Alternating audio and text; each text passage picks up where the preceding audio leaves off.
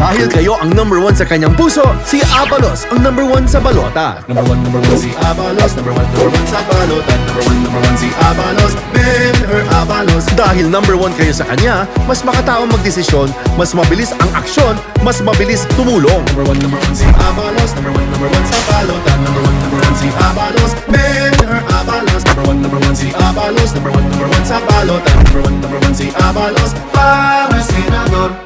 Nagawa kong batas ang libreng kolehiyo. Dahil kay Senator Bam, Nakagraduate ang college ang anak ko. At eto, may trabaho na siya. May trabaho na siya. May trabaho na siya. Bam Aquino, ama ng libreng kolehiyo, siguradong trabaho. Senator Bam Aquino po. Binay number 9 sa balota, madaling tandaan. B9, number 9. B9, number 9. Number 9. Binay. Number 9 sa balota. Nandito na si Bong Revilla!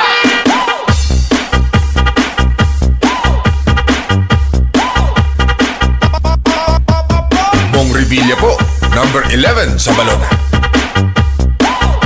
Nandito na si Bong Revilla! Bong Revilla siya, si Bong Revilla. Bong Revilla siya, si Bong Revilla.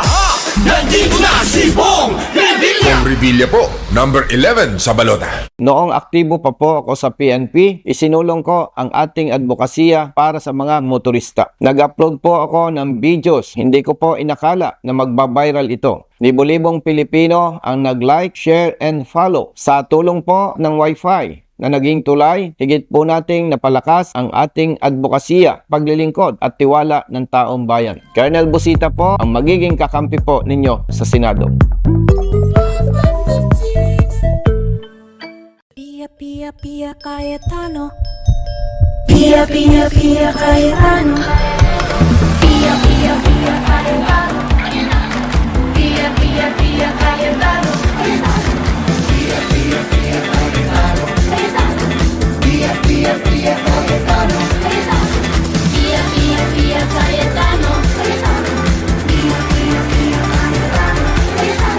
Pia, Pia, Pia, Cayetano.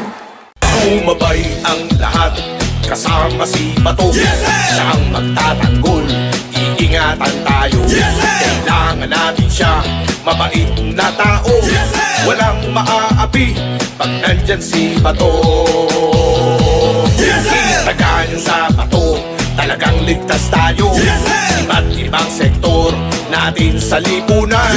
Sagot ko kayo, itagaan niyo sa Bato. Gusto nyo ng may totoong malasakit, Senator Bongo. Inuuna ang serbisyo para sa Pilipino. Senator Bongo, bisyo ay more serbisyo. Bongo bongo na.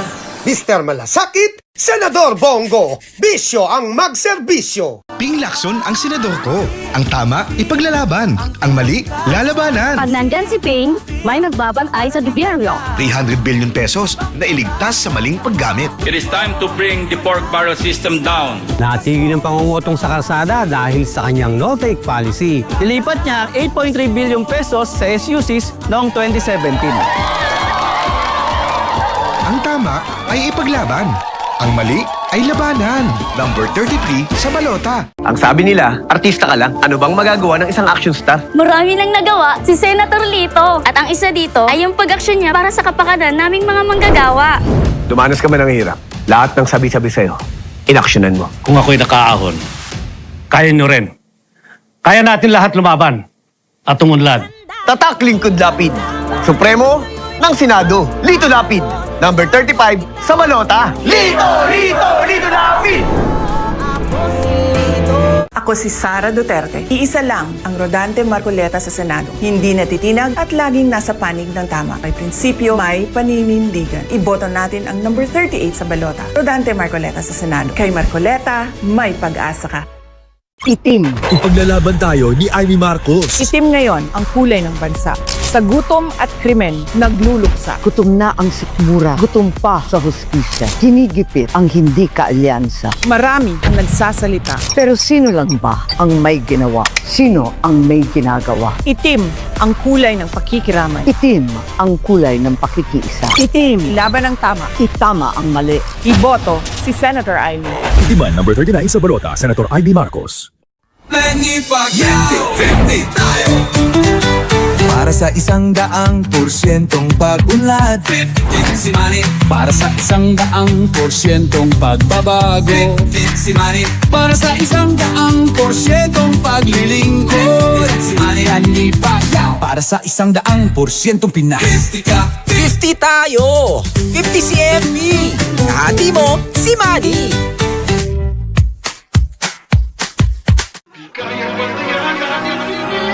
Ganito dapat kasarap ang buhay.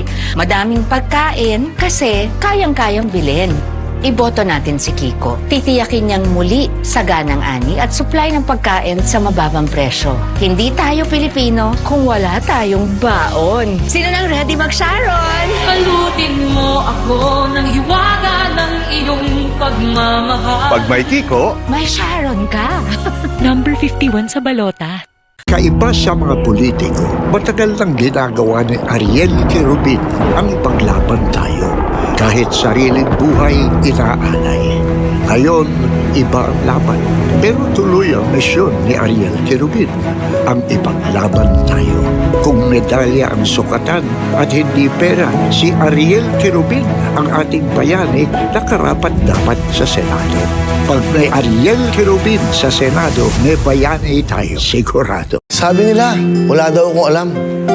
Ano daw ang gagawin ko? At hindi daw ako marunong. Tama naman sila eh. Wala akong alam na manloko ng kapwa ko. Ang gagawin ko, kabutihan sa ating mga kababayan. Tama din sila. Hindi ako marunong magnakaw sa kaban ng bayan. Ang alam ko lang, gumawa ng kabutihan, makatulong sa ating mga kapuspalad na kababayan. Tulungan niyo ho ako para matulungan ko kayo. Ako po si Willie Revillame, number 55 sa Senado. The Doktor para sa Bayan Act is authored by Senator Tito Soto.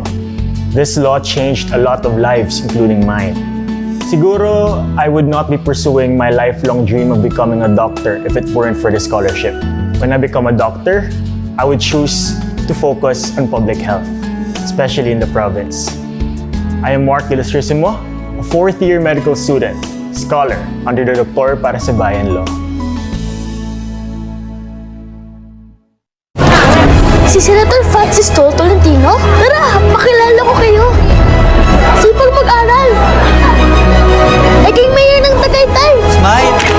Naging head ng FMDA.